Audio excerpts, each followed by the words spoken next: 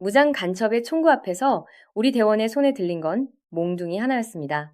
1984년 12월 부산 다대포 해안 아웅산 테러가 일어난 지 불과 2달 후였습니다. 북한은 기관총과 권총으로 완전 무장한 공작조를 대한민국 해안에 밀어넣었어요. 국가 주요 시설 파괴, 사회 혼란 조성이 임무였습니다. 그런데 이쪽은요, 엽총을 줬다가 내려가기 직전에 회수하고 남은 건 대검 하나, 몽둥이 하나였습니다. 그리고 팀장이 뭐라고 했는지 아십니까? 야, 세코제 기관총 그거 맞아봐야 아프지도 않아. 이 말을 들은 대원들이 어떻게 반응했는지, 그리고 그날 밤 해안에서 실제로 무슨 일이 벌어졌는지 오늘 현장을 직접 빠져나온 분들에게 듣겠습니다. 그리고 그 반대편 세계, 대한민국 땅을 2번이나 자유롭게 드나든 북한 공화국 영웅에게는 그 안쪽이 실제로 어떻게 돌아가는지를 듣겠습니다. 오늘 이 영상은 드라마 얘기가 아닙니다. 현실이 드라마보다 훨씬 이상했다는 얘기입니다. 그리고 그 이상함을 우리가 얼마나 오래 모르고 살았는지에 대한 얘기이기도 합니다. 세 분이 이 자리에 나오셨습니다. 딱 봐서는 모릅니다. 동네 교회 장로님 같기도 하고 성공한 중소기업 대표 같기도 합니다. 조용하고 안경 쓰고 인자한 인상이에요. 편의점 앞에서 무심코 담배 심부름 시키다가 큰일 날 수 있다는 게 오늘 이야기를 들으면 자연스럽게 납득이 됩니다. 이게 사실 공작권의 가장 중요한 조건입니다. 기억에 남으면 안 됩니다. 드러나면 안 됩니다. 드라마 속 공작권이 왜 항상 현빈이고 소지섭이고 공유냐고요. 현실에서 그 얼굴로 내려오는 순간 그날 밤 잡힙니다. 그건 허구도 뭣도 아니고 공작의 기본 조건 자체를 무너뜨리는 겁니다. 먼저 김동식 선생님 얘기부터 해야겠습니다. 1990년과 1995년 두 차례 대한민국에 난파된 전직 공작원입니다. 1차 난파 당시 임무가 뭐였냐면 남한에 숨어있던 북한의 거물급 공작권 이선 씨를 직접 찾아내서 북으로 데리고 귀환하는 것이었습니다. 성공했습니다. 20대 나이에 공화국 영웅 칭호를 받았습니다. 살아서 받은 겁니다. 이게 얼마나 드문 일이냐면 북한에서 이 칭호는 거의 사후에 수여됩니다. 육상 선수 정성욱이 결승선에서 장군님을 그리며 달렸다는 이야기로 받은 사례가 예외적으로 있고 유명한 유술 선수 개순이도 노령 영웅밖에 못 받았어요. 그 정도 희귀한 칭호를 20대에 공작 임무 성공으로 살아서 받은 사람을 직접 보는 건 패널 진행자도 처음이라고 했습니다. 2차 난파 때는 우리 정보당국에 체포되어 전향했습니다. 드라마 속 김 부장이랑 스토리 흐름이 비슷하다고들 하는데 비교 자체가 좀 실례예요. 드라마 김 부장은 처음 내려오자마자 잡혔고 김동식 선생님은 2번 들어와서 한 번은 성공적으로 나갔습니다. 레벨이 다릅니다. 적어도 전무급이라는 표현이 나왔는데 그 정도 격차가 있습니다. 하민준 선생님은 81년부터 84년까지 HID 육군 첩보부대 북파공작권으로 활동했습니다. 그리고 바로 그 1984년 다대포 사건 현장에서 무장 간첩을 직접 생포한 대원입니다. 이시안 선생님은 HID 팀장 출신으로 30년간 첩보전에서 활동하다 퇴직한 뒤에도 마크 리퍼트 주한 미국 대사 피습 현장에서 범인을 본능적으로 제압한 분입니다. 그 이야기는 뒤에 하겠습니다. 이제 1984년 12월 3일 다대포로 들어가 보겠습니다. 아웅산 묘소 테러가 발생한 게 1983년 10월이었습니다. 대한민국 강요 17명이 사망한 사건이에요. 국가 전체가 전시에 준하는 긴장 상태였습니다. 그런데 그로부터 2달도 안 돼서 북한은 다시 공작조를 다대포 해안으로 밀어넣었습니다. 임무는 국가 주요 시설 파괴, 자국 혼란 조성, 그리고 북으로 복귀하는 것이었어요. 그때까지 무장 간첩에 대한 교전 원칙은 명확했습니다. 100% 사살이었어요. 살아있는 채로 잡은 전례가 없었습니다. 왜냐하면 잡는 게 훨씬 어렵기 때문입니다. 총으로 쏘면 끝나는 걸 몸으로 제압하는 건 전혀 다른 차원의 위험이 따릅니다. 그런데 이번엔 달랐습니다. 첩보가 먼저 들어왔거든요. 언제 어느 해안으로 어떤 경로로 침투한다는 정보가 미리 입수된 겁니다. 그래서 명령이 바뀌었습니다. 생포하라, 상품 훼손 없이. 이 표현 그대로입니다. 상품이라고 했습니다. 살아있는 사람을 상처 없이 포획해서 가져오라는 명령이었습니다. 그리고 그 명령을 이행해야 하는 대원들에게 국가가 준 건 대검 하나, 몽둥이 하나였습니다. 처음엔 엽총을 지급했습니다. 새 잡는 데 쓰는 납조각이 퍼지는 산탄총이에요. 부상만 입혀서 잡자는 계획이었습니다.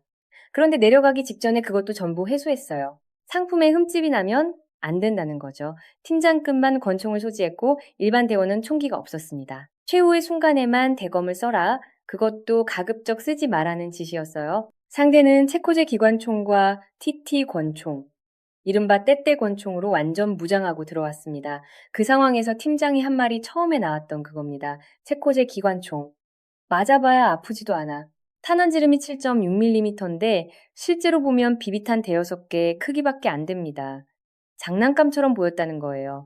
팀장은 거기서 더 나아갔습니다. 재수 없어서 맞으면 한 발당 100만 원 줄게. 그때 100만 원이면 지금으로 치면 어마어마한 금액이었습니다. 대원들이 어떻게 반응했는지 아십니까? 세 발만 맞자 엉덩이에. 목숨이 왔다 갔다 하는 현장에서 300만 원 계산을 하고 있었던 겁니다. 결과적으로는 한 발도 맞지 않았습니다. 현장 상황을 짚어보겠습니다. 작전이 시작되기 전 배치가 내려가기 직전에 갑자기 바뀌었어요. 팀장이 대원들을 해안에 세워두고 자기 팀은 뒤로 빠지는 작전으로 전환한 겁니다. 위에서 보면 작전 진행 중에 위치가 갑자기 달라지는 건데 대원들 입장에서는 황당해서 인정했죠. 속상하기도 했고 싸우고 싶었는데 뒤로 빠지라는 거니까. 어차피 이래주구나 저래주구나 똑같다. 내려가자. 그렇게 해서 몰래 해안 쪽으로 진출했습니다. 숨을 곳이 없었습니다. 해안가 식당 근처에 화장실 하나가 있었는데 급한 마음에 뛰어든 곳이 변기 구덩이 아래였습니다. 재래식 화장실 구덩이 그 안으로 들어간 겁니다. 온몸에 냄새가 진동하는 상태에서 작전이 벌어졌습니다. 소리가 납니다. 잡아. 뛰쳐나갔더니 조원 이상기 씨가 이미 수류탄 안전핀을 뽑고 수류탄을 겨드랑이에 끼고 있었습니다. 한 손은 수류탄을 몸으로 끌어안고 나머지 한 손으로 팀장을 계속 때리고 있는 상황이었어요. 조장이 계속 수류탄 외치는 겁니다. 빨리. 여기서 한 가지 중요한 사실을 알아야 합니다. 공작원들이 사용하는 수류탄은 일반 군용 수류탄과 다릅니다. 우리 군이 사용하는 일반 수류탄은 안전핀을 뽑고 클립이 날아가면 약 4초 후에 폭발합니다. 던지고 엎드릴 시간이 있어요. 그런데 공작원들이 쓰는 건 사각 수류탄입니다. 안전핀을 뽑고 클립이 날아가는 순간 즉시 폭발합니다. 4초가 없어요. 0초입니다. 이미 안전핀은 뽑혀 있는 상태였고 클립은 겨드랑이로 눌러잡고 있는 상황이었습니다. 대원이 달려가서 수류탄을 잡고 겨드랑이로 눌렀습니다. 그리고 어둠 속 모래사장 바닥에서 안전핀을 찾기 시작했어요. 또 다른 선배가 합류해 포박을 담당하는데 이쪽은 변기 구덩이에서 나온 상태라 온몸에서 냄새가 납니다. 수류탄 잡고 있는 사람 옆에서 선배가 핀을 찾았습니다. 꽂았습니다. 그날 밤 그 자리에서 살아남은 사람들이 지금 이 자리에 나와 있습니다. 이 대목에서 한 가지를 짚어야 합니다. 주류 보도나 기념일 특집에서 이 장면을 제대로 다룬 걸 보신 적 있으십니까? 생포 명령이 왜 내려졌는지, 내려가기 직전에 엽총이 왜 회수됐는지, 몽둥이 하나 들고 무장 간첩 앞으로 나간 대원들이 그 순간 어떤 상태였는지, 이 부분이 제대로 기록되거나 조명된 적이 있느냐고요. 저는 거의 못 봤습니다. 이분들이 기억되지 않도록 훈련받았기 때문만은 아닙니다. 이 이야기를 꺼낼 공간 자체가 별로 없었던 겁니다. 이시안 선생님 이야기를 해야 할 것 같습니다. 2010 본연 마크 리포트 주한 미국 대사 피습 사건 기억하십니까? 한 행사장에서 칼을 든 남자가 대사를 공격한 사건이에요. 그 현장에 이시안 선생님이 있었습니다. 은퇴한 지 한참 지난 상태였고 연세도 있었습니다. 칼이 눈앞에서 왔다 갔다 하는 걸 보는 순간 몸이 먼저 움직였다고 합니다. 의식이 판단을 내리기 전에 이미 뛰쳐나간 거예요. 아스발이 우리말로 모두 걸기 자세를 낮추고 있는 힘을 다해서 밀었더니 넘어갔습니다.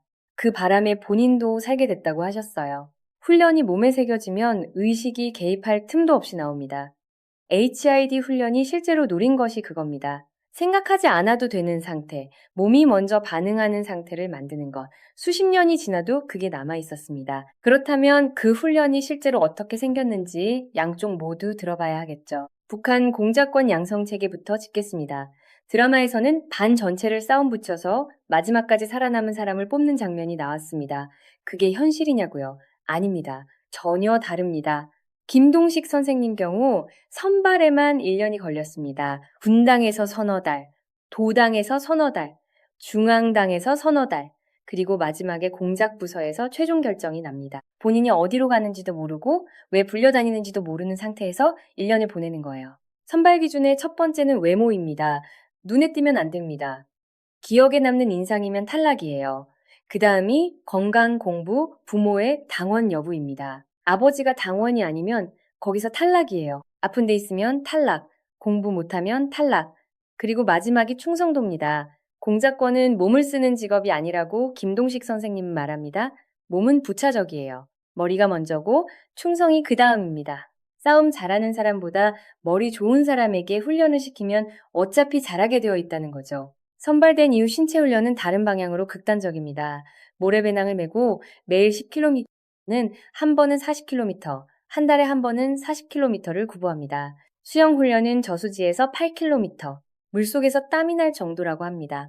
3개월은 야외에서만 생활합니다. 실내에 한 번도 안 들어가고 땅에 비트를 파고 자면서 실탄 사격에 실제 수류탄까지 다룹니다.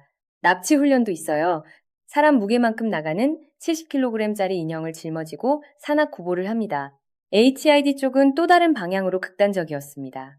25kg 배낭을 짊어지고 7, 8부 능선 산악 구보를 1시간 안에 주파해야 합니다. 기준을 못 채우면 다시 합니다. 훈련 시간은 100% 야간이에요. 임무 자체가 야간에 이루어지기 때문입니다. 달리는 트럭을 타는 훈련도 있었습니다. 시속 35km 이하에서만 인간이 달려서 잡을 수 있어요. 40km가 넘으면 우사인 볼트도 못 잡습니다. 우사인 볼트의 100m 세계 기록 구간 최고 속도가 시속 44km인데 그게 전 구간이 아니라 특정 구간에서 순간적으로 찍은 수치거든요. 그 속도로 달리는 트럭은 잡을 수 없습니다. 그럼 한국 도로에서 35km 이하로 달리는 트럭이 어디 있느냐고요? 스쿨버스는 느리게 가는데 거긴 카메라가 있어서 안 된다는 답이 돌아왔습니다. 그 훈련이 왜 필요했는지 지금도 모른다고 하셨어요. 담력 훈련이었을 거라고. 약속 대련은 없습니다. 이렇게 차면 이렇게 피해? 이런 건 용납 자체가 안 됩니다. 다 맞아가면서 하는 거예요. 동료 중에 합기도 선수 출신이 있었는데 한번 대련했다가 갈비뼈 2대가 금이 갔습니다. 그 뒤로는 그 친구하고 대련 안 했다고 하셨습니다. 훈련장은 휴전선과 똑같이 구현해놨습니다. 장애물까지 같은 방식으로 설치했는데 미군 헬기 조종사가 비행 중에 딱 보더니 휴전선이 보인다고 기겁해서 기술을 돌렸다는 에피소드가 있습니다. 나중에 보니까 훈련장이었던 거예요. 너무 똑같아서. 이 두세 개가 다대포 해안에서 만난 겁니다. 적구화 교육이라는 게 있습니다. 공작권이 대한민국에 내려와서 사회에 녹아들려면 단순히 말투 하나만 바꿔서는 안 됩니다. 일상생활 전체를 체득해야 해요. 이걸 위한 별도의 교육 과정이 있었습니다. 강사는 남한 출신이었습니다. 잦은 월북하거나 납치된 사람들이었어요. 어떤 분은 외고 출신 엘리트였다고 합니다. 이 사람들이 교재를 직접 만들었어요.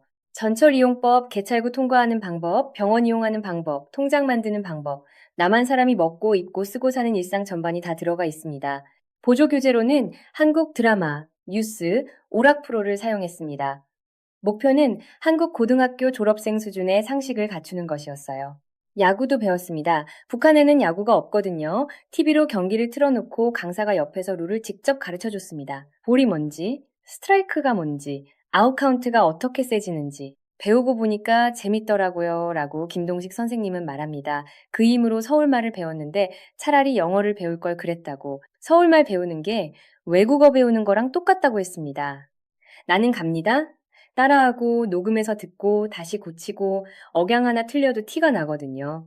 반대쪽 HID는 어떠냐고요? HID도 북한말을 배웠습니다. 그런데 범위가 다릅니다. 사회에 녹아드는 게 목적이 아니라 인민군 검문소를 통과하는 게 목적이었으니까요. 양말은 북한식으로 발사계, 지하철은 지하족, 군인 용어 중심의 단어장을 외웠습니다. 틀리면 맞았어요. 안 틀렸는데도 맞은 것 같다고 하십니다. 보위부 소속인데 하고 북한말로 시작하면 즉시 걸립니다. 군인 억양이 따로 있거든요.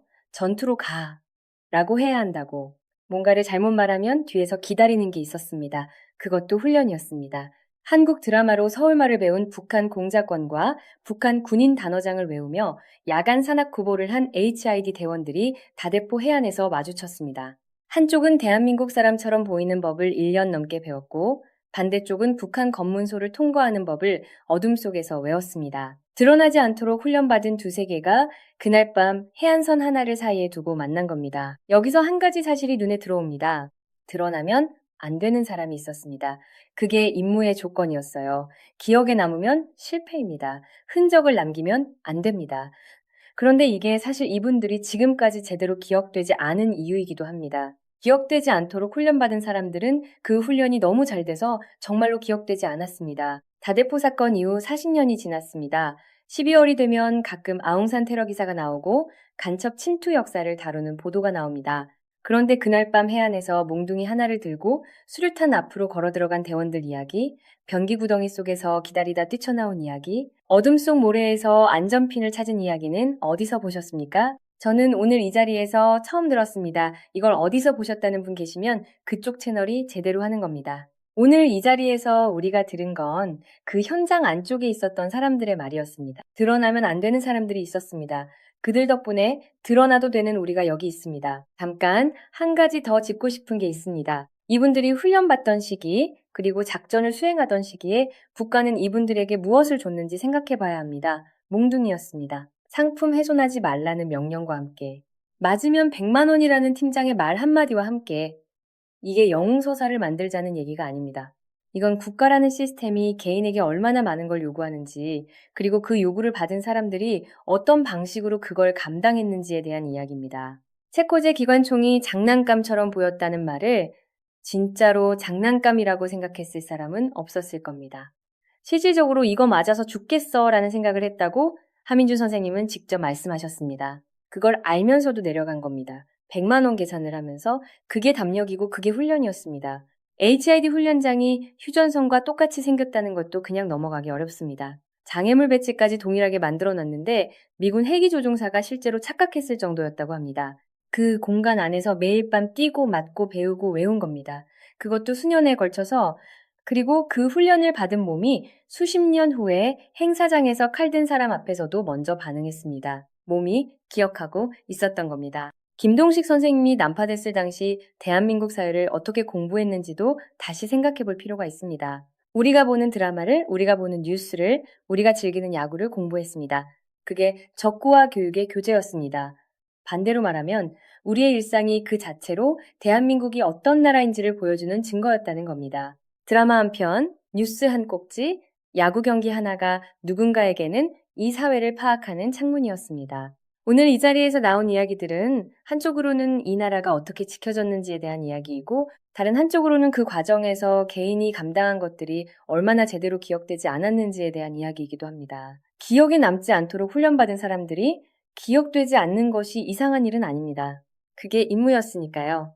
그래도 오늘 이 자리에서 우리는 들었습니다. 마지막으로 한 가지만 더 하겠습니다. 북한에서 공작권을 선발할 때 첫 번째 조건이 눈에 띄지 않는 외모라고 했습니다. 기억에 남으면 안 된다. 그런데 대한민국에서 공작권을 뽑는 방식, 훈련시키는 방식, 작전에 투입하는 방식, 어디에도 나중에 이 사람들을 어떻게 기억할 것인지에 대한 설계는 없었습니다. 없었다기보다 그게 설계 목록에 없었던 겁니다. 그 사람들은 기억되기 위해 그 자리에 간 게 아니었으니까요. 그래서 기념일이 되면 묘역에 헌화하고 특집 방송에서 몇 분짜리 리포트가 나오고 그리고 다음 날이 됩니다. 생포작전의 세부는 기록되지 않았고 변기구덩이 이야기는 방송에 나온 적이 없었으며 수류탄 안전핀을 모래에서 찾은 사람의 이름은 어디에도 남아있지 않습니다. 드러나면 안 되는 사람들이 있었습니다. 그게 이 나라의 어떤 시기를 지탱했습니다. 그들 덕분에 드러나도 되는 우리가 여기 있습니다. 그 사실만큼은 오늘 이 자리에서 들은 사람들이 기억해두면 좋겠습니다.